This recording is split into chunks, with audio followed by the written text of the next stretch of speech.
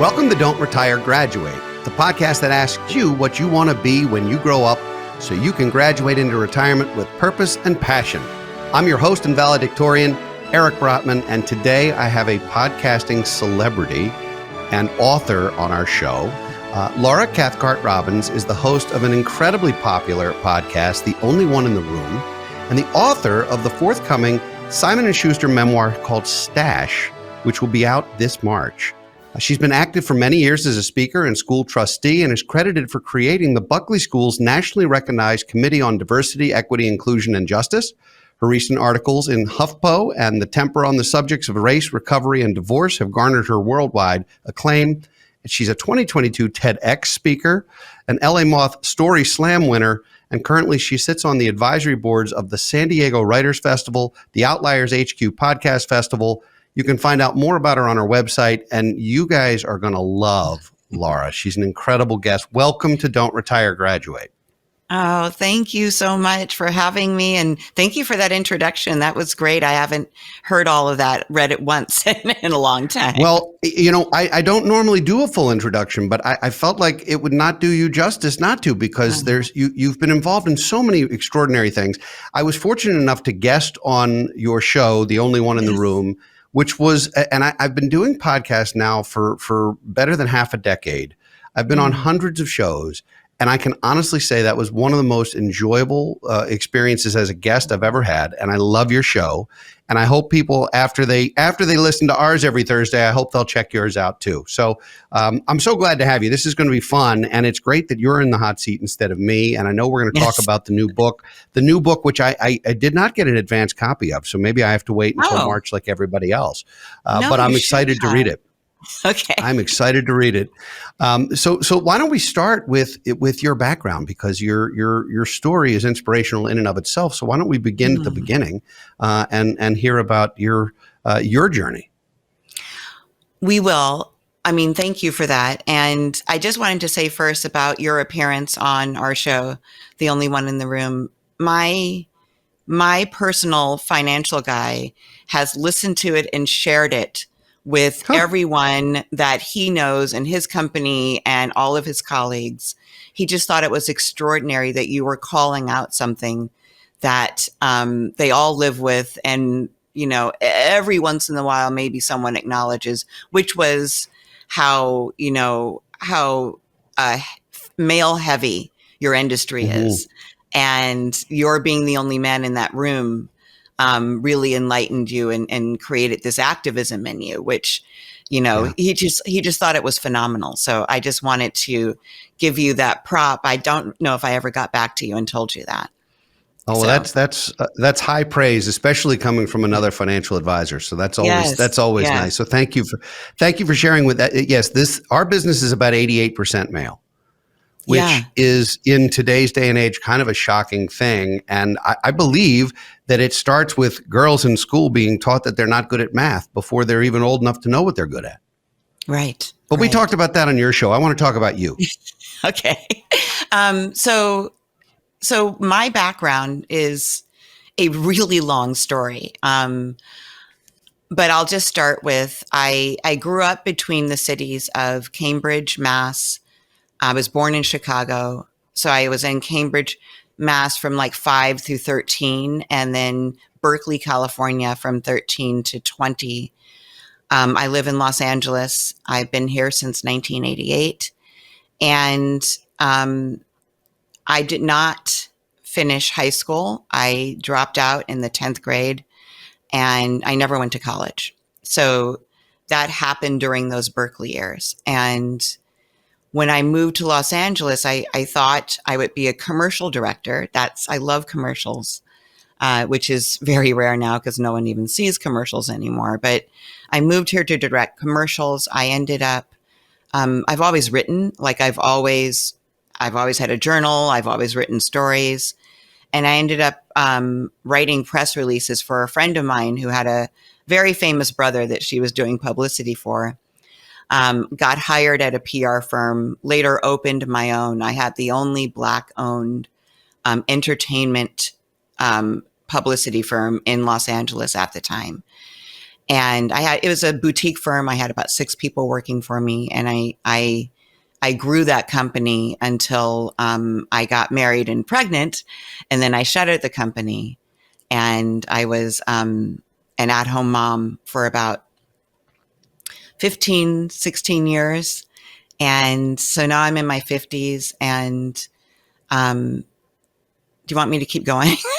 Absolutely. Absolutely. I mean, you're not that much older than that. We're almost at the end here, so we're all right. Right.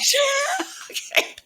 Well, I was going to say in my 40s, I actually went to treatment for a really intense pill addiction.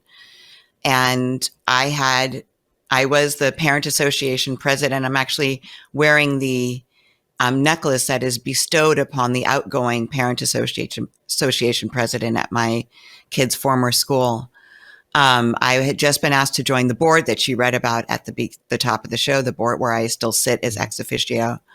And I was dying with a drug and alcohol addiction. And I had solved everything else, like I had all these hacks. I hadn't graduated from high school, didn't go to college, but I had hacks around that, still opened my own company, still was really successful. I was in a very high profile marriage and kind of ran the marriage successfully. And then there was this thing that I couldn't figure out. I couldn't hack it. So I went to treatment, and then what happened was I got divorced at the same time. So, and those were not two mutually exclusive things. There was some overlap there, but we really made a decision, my ex-husband and I, to continue to raise our children together. So that's what I devoted my time to. Mm-hmm. And I couldn't write or read after that. When I got sober, it just took that ability away from me for pleasure.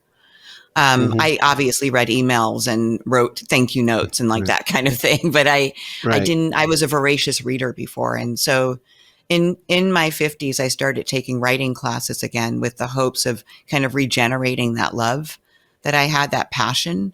And I didn't know what I wanted to do. And I was effectively retired. Because I didn't have to go to a day job at that point, but I wanted something in my life. And so I started taking those classes. And do you want me to keep going? You want me to stop well, there? let's unpack it a little bit because first of all, thank you for sharing so openly and transparently with us, because I think that it's important. A lot of times people see others' success. Yeah. And assume lots of things about them. So successful people are sometimes assumed they must have had it easy growing up, or they must have been born into money, or they must have gone to the Ivy League, or they must have had X, Y, and Z. And, you had a couple of interesting, for lack of a more graceful term, strikes against you. Yeah. To break into that. And, you're not the first person who said, oh, I think I'll go to LA and get involved in some kind of production work. Like, no one's ever thought to do that. It's kind of like no one goes to New York thinking they're going to be a Broadway star. Right. No one thought of that.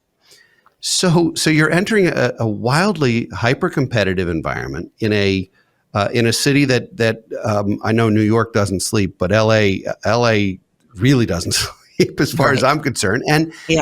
And so you were doing a lot of reading, you were doing a lot of writing, and your creative juices were at least partly, or you believed they were partly, created by some substances, I would think. There are stories about some of the great poets or artists or musicians or other folks who claim that was part of the key to their success. I can't fathom that's true, but I think people believe it. So how did that start? Like, how did you go from seemingly having it all together to allowing that to eat at you from the inside? Because I think that's really what happened, right? Yes. I know that there's a really great expression for this, and I can't think of what it is, but it's something like it happened slowly, then all at once. So it wasn't like I was... Well, okay. What happened was I wasn't, my kids were born back to back, boys, amazing boys. They're amazing adults now. They were what I know that we call now spirited children, they were just really energetic and into everything, even as babies. And I was having a really hard time sleeping, so I was prescribed Ambien for sleep. And I'm not villainizing Ambien at all. It's a really good drug when it's used as prescribed. And I enjoyed the sleep that I got while taking it so much that I took it longer than it was originally suggested. It was prescribed to me, but he had said take it for 10 days.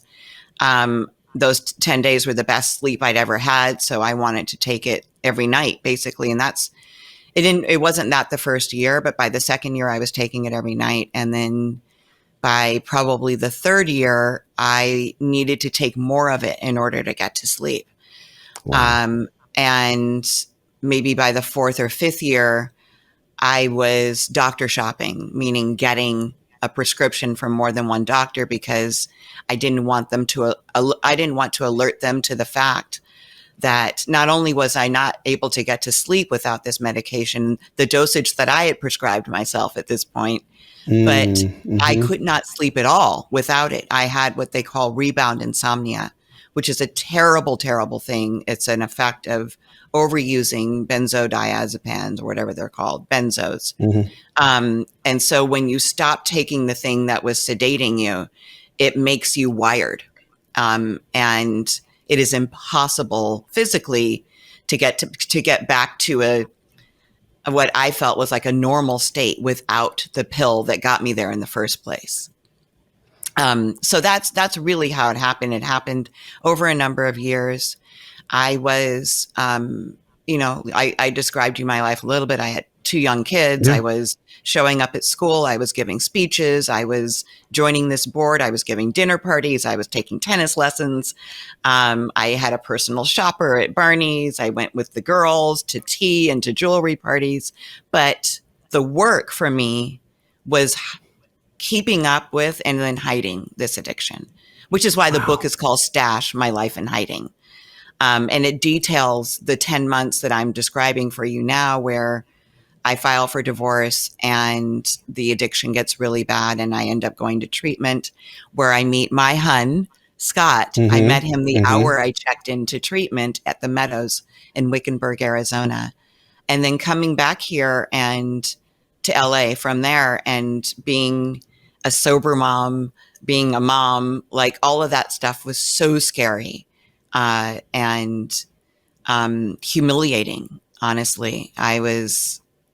I felt like I had taken this huge fall from grace, and I no longer had the husband that I had been known to have, and I was single, and I felt like I had failed, and that, I just didn't know how I'd be received. And so I tried not to see anybody for a while, but that didn't work because I was still PA president and still on this board. So I still had to see people. And that was August 14th, 2008, when I left treatment. So that was the last time I had a drink or a drug. It wasn't the last time. I had been sober since I had been in treatment for a month at that point. So okay. I haven't had anything since then. Well, first of all, congratulations, because that is a daily struggle and incredibly hard. It's incredibly hard because it's so ingrained in our society and our social culture. And you can't watch TV or open a magazine or even read a story without references to the things that you're talking about. So on paper, you had kind of this dream life. You're the mom, Absolutely. You're the wife, you're well-to-do, you're a wealthy person at this point. And wealth is a funny word defined lots of different ways, but for all accounts, you were a wealthy person living a high-profile life. You had it all. At least people thought you did. Yes. And so you were functionally retired then. I mean, you didn't have to work. You chose to do some things, but you didn't have to work. So by definition, you were financially independent. Yes. How did that change after divorce? Did the divorce create a lack of financial independence, or were you still sort of financially okay afterwards to where you could move on to the next chapter? That word okay is funny, isn't it? Because Yeah. what's Yeah. okay for one person may not be okay for another. And, I was really fragile and vulnerable when my ex-husband and I got divorced. And what I was looking for at that point in my life was not wealth. I was just looking to be okay in my terms, which Mm-hmm. meant that I could continue to be an at-home mom, continue to take care of our boys the way I've been taking care of them. Well, not the way I'd been taking care of them, but prior to, Sure. and live in the same home that I didn't want my Mm-hmm. boys and I to have to move. And I wanted to be comfortable, but I wasn't interested in gaining anything. And Okay. um, that's what happened. That's what happened when we got divorced. I got those things, Okay. and I was I'm so blessed. I'm so blessed. The hustle to pay my bills just didn't exist for years afterward. I just didn't Mm-hmm. have, I could focus on my sobriety. I could focus on my boys. I could focus on service work, Mm-hmm. at the school and outside of the school. I did a lot of service work. I always did a lot of service work, but I could focus on that. And I felt like those were the right priorities to focus on. So Mm-hmm. I'm really grateful that I didn't have to focus on the other thing. Right. Um, Sure.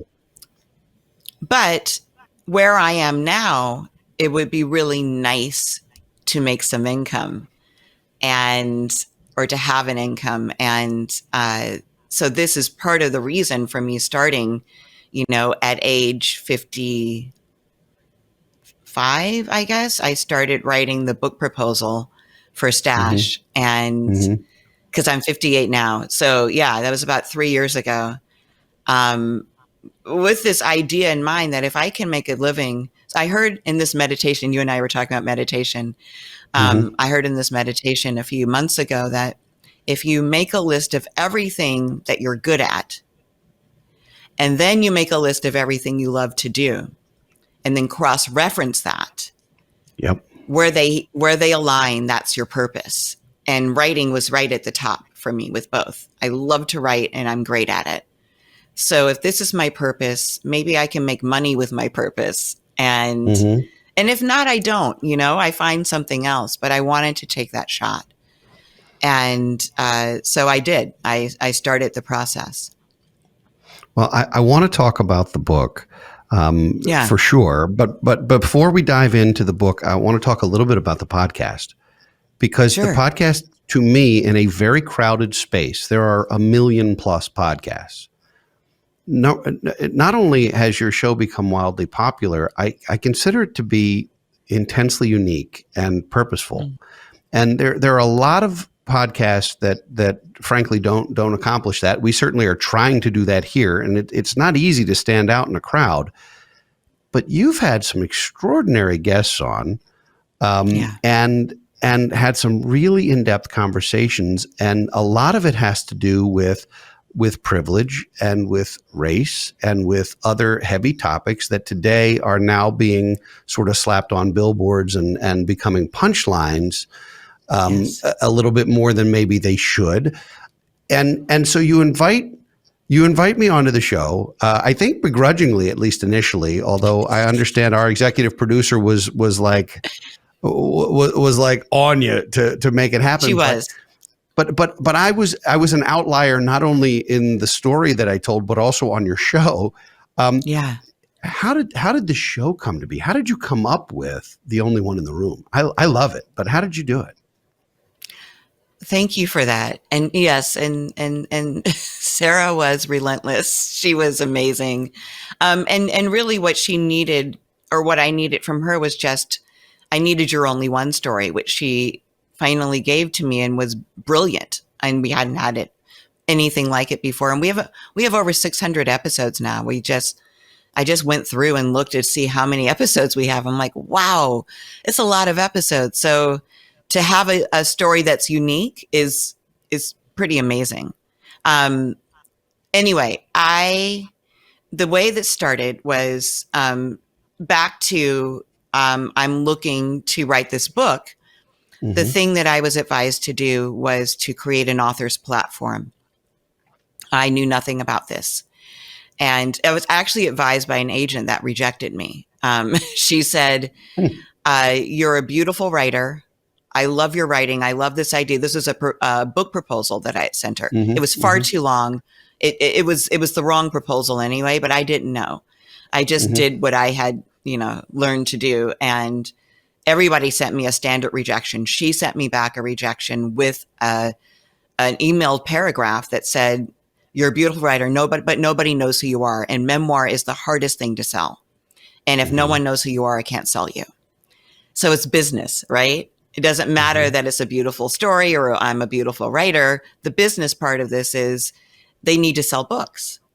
And memoir is the hardest thing to sell because people only want to read about you if they're interested in you. Why would they want to read your life story if they don't know who you are? Fiction is a whole different thing. But anyway, so she said, why don't you do some things like get some articles published, which I had none published at that time. Why don't you try some storytelling like The Moth? Why don't you get some paid speaking gigs? Why don't you do a few talks and get those on film, so that you can get a website, start putting some stuff together, maybe start a podcast. That was the last sentence in that line to me. So, in her email to me. And I hadn't even listened to a podcast at that point. And this was 2018. And I hadn't listened to a podcast, but I decided to take a podcast class. And the class was a 6-week intensive course. And you basically created your trailer for your podcast at the end. And we went and recorded it at KPRW, which is our local public radio station here. During that class, I had to listen to a lot of podcasts and report back on them, and we discussed them. At the same time, based on this woman's feedback, I had gone to a writer's retreat called Brave Magic that was given by Elizabeth Gilbert and Cheryl Strayed up in the Santa Cruz Mountains. So excited because Elizabeth Gilbert wrote Eat, Pray, Love and Big Magic, which is one of my favorite books. Cheryl Strayed wrote Wild, which is like the epitome of the type of story that I wanted to write. And to be sitting with them for 3 days was just like heaven. And so, and it was, but I got there and there were 600 people there. It was a really well-attended event. The 600 includes the people that work at this space, 1440 Multiversity. And I was the only Black person there for 3 days. So I'm taking this podcasting class. I've gone to this retreat for 3 days. And so for 3 days, I'm having this amazing experience because it is Elizabeth Gilbert, who they call Liz, and it's Cheryl Strayed. And I took 2 blank notebooks and I filled them up. Like, it was incredible.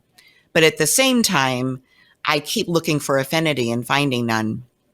And I felt very aware of my Blackness there the whole time, which is in smaller spaces, it's almost never the case. I walk into a classroom and I'm the only Black person there. There's 26 people. I barely notice. But 600 people was really stark. So I wrote about it and I ended up pitching it out as an article on a Saturday. And on Monday, the Huffington Post published it. It was my first published article. It went viral instantly. And I started getting all of these responses, people, all races, all colors, all over the world saying, I get it. I know what it's like to feel alone in a room full of people. And during that week in podcasting class, she's like, you need to pick a title for your project. And a lot of those responses were hashtag the only one in the room. And we were both like, my teacher and I were like, that's such a cool hashtag. We should use that. So we called my project The Only One in the Room and finished the class. And a friend of mine who saw a picture that I snapped while I was recording the trailer asked if they could be on the podcast. Like 2 weeks later, I'm like, oh, it's not really a podcast. I just took a class. And they're like, well, you should start that podcast and I can help you. And he did. And so we launched, that was December of 2018. We launched in 2019. And that's how it came to be. And we decided to tell the stories of all those people who had, or like the stories that had come to me and said, I'm the only guy in a wheelchair in the room. I'm the only divorced person in the room. I'm the only one who has kids with special needs. So all of these different stories were the stories that we decided to tell. The idea being that, people might become more aware of inclusivity. They hear all these different stories and maybe they walk into a room to see what's missing. Is there access in this room for a wheelchair? How does somebody who's on crutches get in here? What is the dominant culture in this room, and where are the other people? Can a person who's hard of hearing hear this person who's speaking without a microphone? Like all of those inclusive things, all those stories we tell on our show. And the hope is that people become like inclusion ambassadors everywhere they go. I hope people will check out your show. I had no idea there were 600 episodes. That's amazing, because that means binge listening that will take a month. So plan on an interesting month, pack the snacks, and get going. There you go. So let's talk about the book now, because the book is new. I haven't seen it yet. It is on my immediate will read list, but I haven't seen it yet. So you told us a little bit about the fact that it's a memoir, and you told us the name of it and why. What else can you tell us about the book? Well, I think what's really important, because I'm a first-time author and I'm learning this, and this is just fascinating to me, was how it comes to be. Like that author's platform, that Anjali Singh, that's the woman's name, the agent who rejected me, that I've tried to reach back out to, and I get an automatic reply. I just wanted to thank her. Every step of this process, and I sent the pages, some of the pages that I wrote, to a friend of mine, Holly Whitaker. You just showed her blurb that she did for me. She's a New York Times bestselling author. She wrote the book Quit Like a Woman. So it's in the recovery genre. I sent those pages to Holly, and Holly sent them to her agent in November of 2020. Her agent signed me immediately and said, how quickly can you get this book written? And I just cleared the decks. I wrote from 11 to 7 every day for 6 months. I turned it into her in April. And that's actually, I was sending her pages as I went along, but I turned in a completed manuscript to her in April. She shopped it out in September of 2021. The book was purchased at auction by one of the big five, with this one happened to be Simon & Schuster. And at auction literally means that the big five were bidding against each other for it. So that was incredibly heady and a great experience for a first-time author. And then I go through the editing process with the editor that I was working with, and now the book's coming out in March. And it's everything that I did to prepare for this vis-a-vis the author's platform, the networking that I did, and the conferences that I went to, the cards that I gave out, the cards I received and followed up on, the friendships that I've made have all come into play, down to like my launch events that I'm booking. Like I'm doing so much of that on my own. So much of this is on the strength of my contacts that I created while I was creating this author's platform. So my favorite part of writing a book is the writing, but there is also that business part, which has to be satisfied. If I'm going to sell books, if they're going to be able to sell me and make money off of me, I have to carry a lot of the weight. That's why they make authors do a book proposal with a complete marketing component, because it's on you really to sell these books. And, I don't know where my sales stand at this point, but the hope is that because of all this groundwork that I've done, I'll be able to come out of the gate with some really decent sales. And, I have a few production companies interested, which is really amazing. I've had a couple of video calls with people that I've only seen in film. And Wow. yeah, That's just cool. tried. It's very cool. Very cool. I try not to fangirl out the whole time and be, No, you you know, can't. You can't. You have to. They have to yeah. be just other people. Yes. Yes. Although you should probably play yourself. You know that, right? Oh, come on. I'm I'm serious. I'm serious. no, thank you. But yeah, no. That's why I wanted to be behind the scenes, I never wanted to Hmm. be in front of the camera. I never wanted to be an actress. I always wanted to be directing. Like that's my thing. But writing is Well, like so directing because basically, being the boss, bossing people around is yes, your thing. yes, yes. Okay, Scott, I'm sorry, man. It's I get what that true. must be like. I get it. Well, so we are getting close to out of time. I could talk to you Yeah, all day. I do want to ask you the two most important questions that I have today.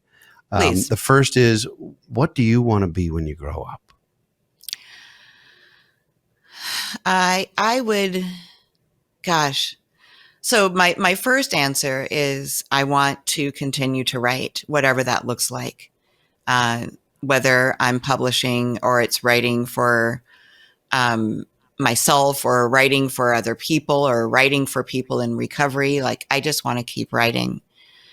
Uh, the second answer is when I grow up, I don't want to have any red in my ledger. I don't want to have any unfinished business with anyone.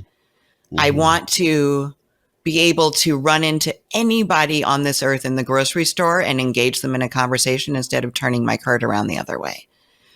And so Okay. that's what a lot of my earlier sobriety was dedicated to. And now it's a lot of keeping up and keeping my side of the street clean. And I would like to continue that and make sure that when I'm a grown up, I'm good. And it's just all black. I don't owe anyone anything, but I can be generous and Mm-hmm. curious with everyone. Very cool. And lastly, because Yeah. we believe in extra credit here, but not in homework, you have an extra credit assignment for our listeners and viewers today. I do. I really do. And that goes back to the reason I started the podcast. My extra credit assignment for anyone listening, uh, whatever your world looks like, every room that you walk into, make sure that you are checking around to see who's missing. And if there are voices that are missing or access that isn't available, make sure you go to the powers that be and say something. You don't have to challenge them. It doesn't have to be confrontational. It can be just like, hey, I was looking around and I noticed that there aren't ways for these people to have access or hear or be here. Or I just noticed that there's little visible diversity in the room. And I'm wondering if there's something we can do about that. It's a great assignment, and I shall Yeah. check that off my list of things to do as well. This has been such fun. Where can folks get either an advance copy or if we have to wait until the launch, where can folks get Stash? Okay, so our website, which is theonlyonepod.com, as soon as you open the website, there's a pre-order page right there. Yeah, for the That's book, and you can subtle. just No, that's very yeah. subtle. Yeah, Very we're subtle. not Make sure they advertising get through anything that here. first. Yeah, no, of course Yes, not. yes. Buy the book, please. Pre-order it, and if you do pre-order it, it will arrive right on March 7th when it releases. So.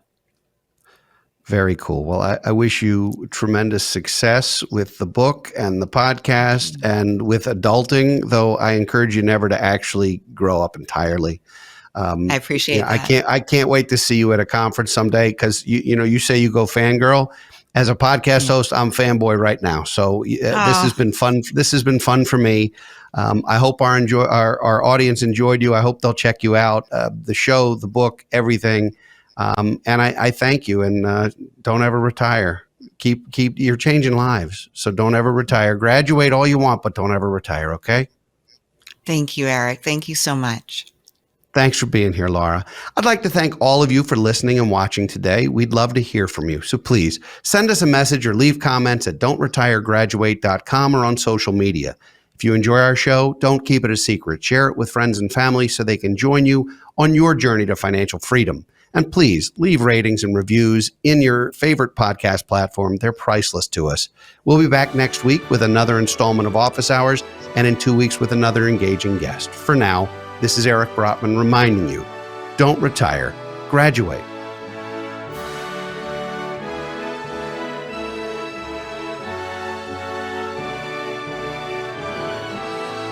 Securities offered through Kestra Investment Services, LLC, Kestra IS, member FINRA SIPC. Investment advisory services offered through Kestra Advisory Services, LLC, Kestra AS, an affiliate of Kestra IS. Kestra IS or Kestra AS are not affiliated with Brotman Financial or any other entity discussed.